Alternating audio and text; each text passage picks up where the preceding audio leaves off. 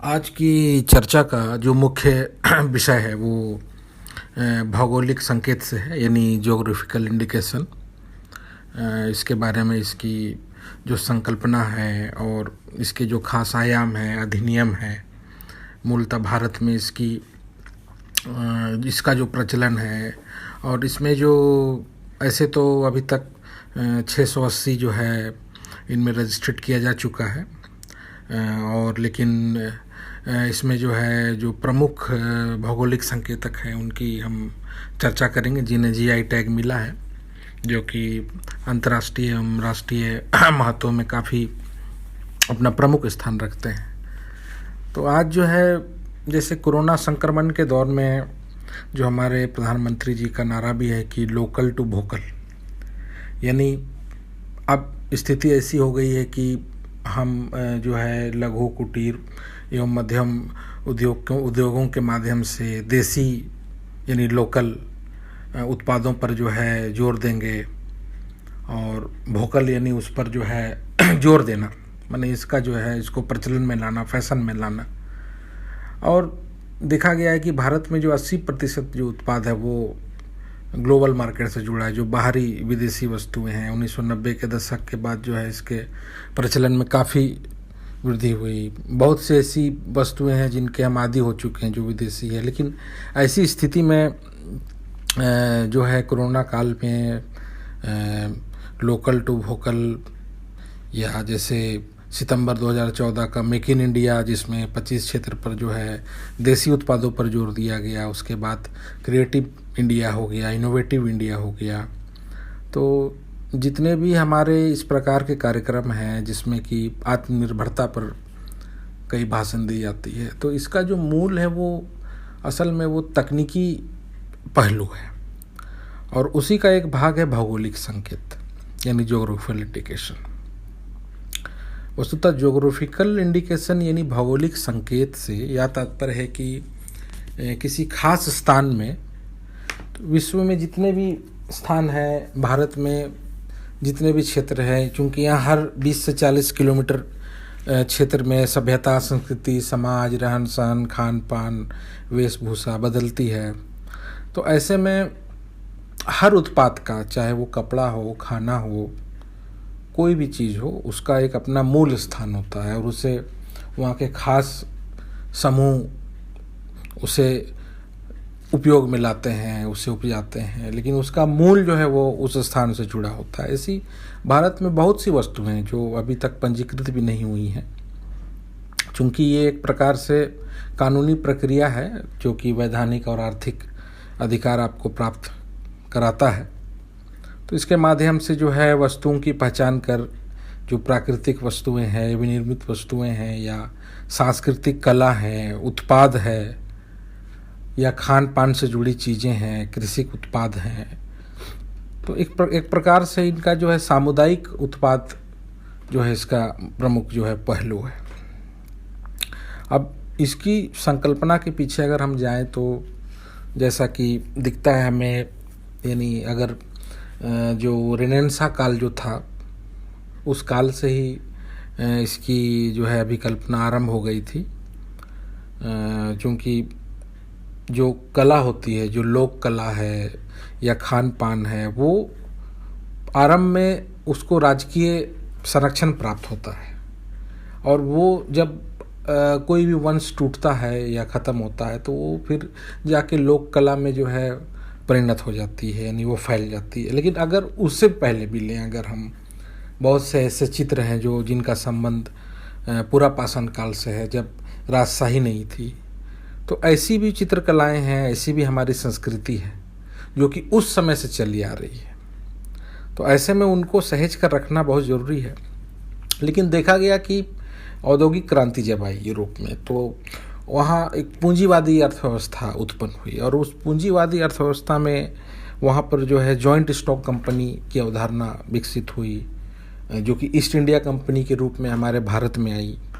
आप अगर देखिएगा तो ईस्ट इंडिया कंपनी 1600 में उसकी स्थापना हुई, और उनका भारत में आगमन हुआ। सूरत में उन्होंने फैक्ट्री लगाई, बॉम्बे को 1661 में जो है लीज पर लिया, मद्रास को लिया, बंगाल को लिया, ऐसे करते करते भारत में जो है एक प्रकार से शोषण काल जो है उन्होंने आरंभ कर दिया, जो कि 200 साल की हमारी गुलामी थी।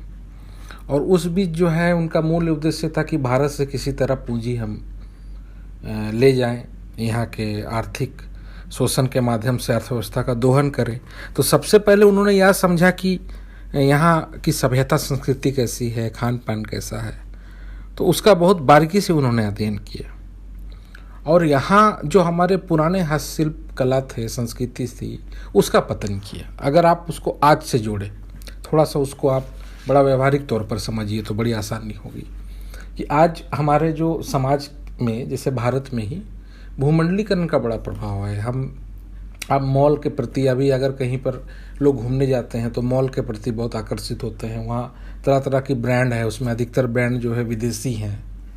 तो ऐसे में इस प्रकार वो उसका विपणन करते हैं, मार्केटिंग करते हैं, उसके ऐड लाते हैं, और उसका जो अपना अभिकल्पना होती है कि आप उसके लिए बड़े लालायित हो जाते हैं, और वो एक प्रकार से संस्कृति बना देते हैं। अब हमारे खान पान, जो पुराने खान पान थे, जो पौष्टिक थे, उसको भूलकर हम जो है पिज़्ज़ा, फिर ये चाइनीज़ डिशेस हैं। तो बाज़ार में जो जितनी भी 90% चीज़ें हैं वो सब जो है भूमंडलीकृत विदेशी चीज़ें हैं। बच्चों का अधिकतर देखिए उस पर रुझान होता है। तो आने वाले समय में वो इन सब चीज़ों को भूल जाते हैं। तो इस संदर्भ में अब हमारे ही समय में जब हम लोग बचपन में थे तो बॉयलर मुर्गी या बॉयलर खस्सी, इनका कोई नामो निशान नहीं था, सब देसी ही उत्पाद थी, तो उनकी पौष्टिकता होती थी। लेकिन अब आपको इस तरह बना दिया जाता है, आदी बना दिया जाता है कि आप उसके आदत में जो है रह जाते हैं और उसके बिना नहीं रह सकते। तो ये भूमंडलीकरण का बहुत बड़ा जो है दुष्परिणाम है। लेकिन आज जो है घूम फिर कर जो है हम उसी चीज़ पर आते हैं कि नहीं, हमें लोकल टू वोकल होना है और देसी बनना है, आत्मनिर्भर बनना है। तो ऐसे में बहुत ज़रूरी होती है कि हमें अपने वस्तुओं की पहचान करें। अब 1967 में जो वर्ल्ड इंटेलेक्चुअल प्रॉपर्टी राइट जो ऑर्गेनाइजेशन था, क्योंकि उससे पहले गैट बन चुका था, विश्व आर्थिक मंच पर उसकी परिकल्पना शुरू हो चुकी थी। तो इस प्रकार के जो अंतर्राष्ट्रीय संगठन थे, जहाँ पर जो प्रॉपर्टी राइट हो, पेटेंट हो, कॉपीराइट हो, ट्रेड अधिकार हो, जोग्राफिकल इंडिकेशन हो, इस संदर्भ में पूंजीवादी अर्थव्यवस्था ने इनको प्रोत्साहन दिया। क्योंकि ये बहुत ज़रूरी होता है कि किसी चीज़ पर जो है मालिकाना अधिकार आपका हो। ये पूंजीवादी अर्थव्यवस्था का बहुत बड़ा प्रचलन है। लेकिन इन सबों के बीच जो है 1999 में जो है भौगोलिक संकेत जो है अधिनियम भारत में 1999 में पारित हुआ। ये कानून बन के आया और पंजीकरण सुरक्षा के तहत जो है भारत में आया। तो ऐसे में जो है ये एक सामुदायिक अधिकार को जो है व्यक्त करता है, कोई व्यक्तिगत अधिकार को व्यक्त नहीं करता है, खास समुदाय की बात करता है। जबकि पेटेंट कॉपीराइट जो है वो खास व्यक्ति, खास संस्था की बात करता है, कंपनीवाद को प्रोत्साहन देता है। तो इस प्रकार अगर कोई चीज़ का जीआई टैग मिल जाए, जिसकी चर्चा हम आगे अभी करेंगे कई उत्पाद पर जो है, जो प्रमुख उत्पाद हैं, तो उसमें पाएंगे कि उनको वहाँ पर अधिकार प्राप्त हो जाता है उनको बनाने का, बेचने का। और बहुत से ऐसे हमारे उत्पाद हैं जो कि विश्व प्रसिद्ध हैं। अब देखिए कि 1967 में जो है world intellectual property right organization जो आया, जो हमारी बौद्धिक संपदा अधिकार को सुरक्षा की बात करता है, 1970 में जो है वो लागू हुआ। जिनेवा स्विट्जरलैंड में मुख्यालय है। उसी प्रकार जो है पेटेंट का जो कार्यालय 1970 में एक्ट के माध्यम से भारत में बना, चेन्नई में उसका जो है मुख्यालय है। फिर कॉपीराइट एक्ट जो है वो देखिएगा कि 1957 में जो है वो भारत में आया। तो इस प्रकार से बहुत से वैधानिक और अधिनियम के माध्यम से जो है हम उसको लाने का प्रयास की। और इसकी संकल्पना यही है कि यह धीरे धीरे और भी मजबूत होता जा रहा है। इसमें बहुत से सामुदायिक उत्पादों को हम शामिल करते जा रहे हैं, ताकि कोई दूसरे क्षेत्र के लोग या कोई अन्य देश के लोग जो है इसका दावा न कर पाए।